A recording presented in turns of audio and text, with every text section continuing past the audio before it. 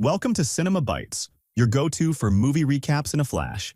Big twists, epic moments, all in just minutes. The movie begins where zombies roamed. Being on a boat was indeed safer than being on land, but food is the biggest problem. Less than a day into the outbreak, the survivors were faced with such a problem that they had to venture off the ship to get food. Sho decided to take Amar to the supermarket where she used to work, while Kat and Sunny stayed behind on the boat. Before nightfall, Joe and Amar successfully arrived at the supermarket. However, as soon as they entered, they were startled by the sudden appearance of a supermarket employee named Chloe. She yelled not to close the door, but it was already too late. The automatic sensor door malfunctioned and could only be opened from the outside. Chloe had been trapped inside all day. Chloe recognized Joe as her former colleague, but Joe had no recollection of her. They attempted to pry open the sensor door, but to no avail. Moreover, the glass was bulletproof, making it impossible to break through. Helpless, they started collecting supplies. During their search, Chloe brought up their past and Joe finally recognized her. Sho had been the queen of scanning in the supermarket,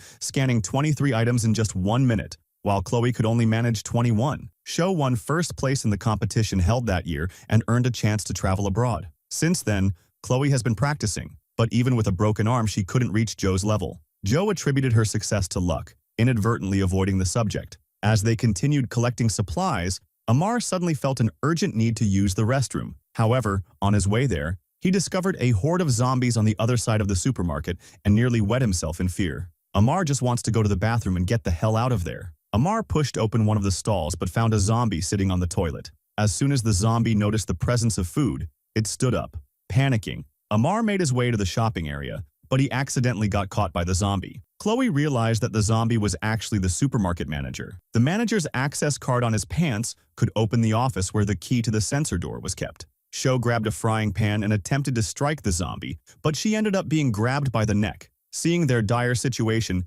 Chloe decisively picked up a knife and stabbed the zombie in the back. However, the attack seemed to have little effect, but it provided an opportunity for Chloe to seek revenge. In this way, Chloe unleashed her pent-up anger, disregarding Joe and Amar's safety entirely. On the other side, Kat grew worried when Joe and Amar didn't return from the supermarket. Concerned that something might have happened, Kat decided to go to the supermarket as well. However, Kat was unaware that the sensor door could only be opened from the outside. When she found them, the zombie had already been stabbed into a hornet's nest. Now their task was to make their way through the zombie-infested shopping area and retrieve the key to the sensor door from the manager's office. Kat came up with a clever plan to lure the zombies away with a stereo. Sho and Amar were sent to fetch the stereo, while Kat and Chloe were in charge of clearing obstacles along the way. As they chatted, Chloe brought up Joe's sister Kat's scanning skills, but when Kat heard this, she revealed the truth. Sho had cheated back then. She had hidden a long string of barcodes up her sleeve to win the opportunity to travel abroad.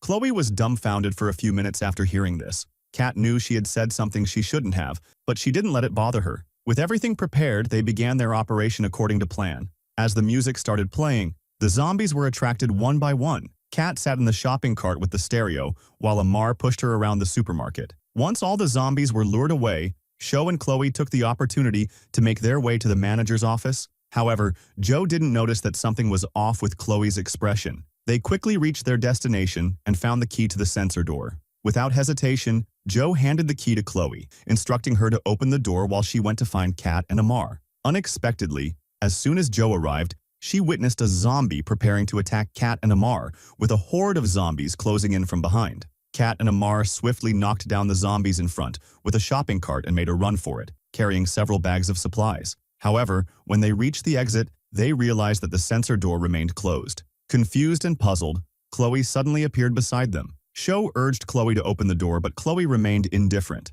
It turned out that Chloe harbored a grudge against Joe for cheating and winning the competition, so she took the opportunity to retaliate. Despite Joe's continuous apologies, Chloe remained unmoved. She made a gesture and promptly left the supermarket. Sho was utterly bewildered, wondering how Chloe had found out about the cheating incident. However, the situation grew worse as the horde of zombies closed in, leaving the three of them with no escape.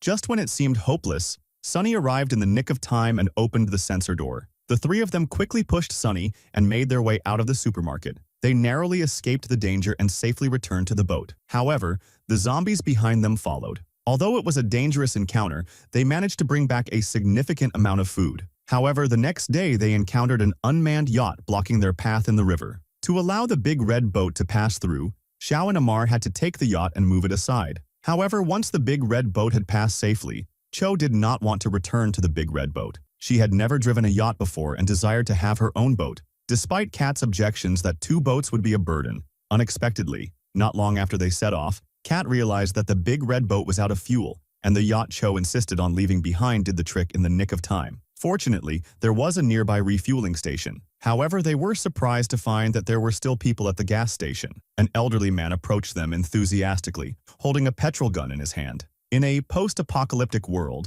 kind-hearted individuals like him were rare, but before they could refuel, they needed to lure Joe's zombie boyfriend away. Joe and Amar took on the task and led the zombie away while also drawing other pursuing zombies along the way. Having a yacht felt great, and it was much faster than the big red boat. Seeing Joe so happy, Amar also wanted to experience driving the yacht. However, Cho heartlessly rejected his request and intentionally avoided the topic. Amar was speechless. They argued about it, unaware that the yacht had gone off course. Not to be negative, Cho tried to restart the yacht, but couldn't get it to start, and water started flooding into the cabin. To make matters worse, Joe's zombie boyfriend had caught up with them and was faster than the other zombies. Joe and Amar thought they would be safe on the boat, but the zombie boyfriend unexpectedly jumped into the water. It's hard to believe that it could swim, but the next second, the zombie boyfriend really climbed up. Meanwhile, Kat and Sunny, who were refueling, learned from the elderly man that the zombie virus originated from a bar. Despite the military's efforts to contain and control the virus,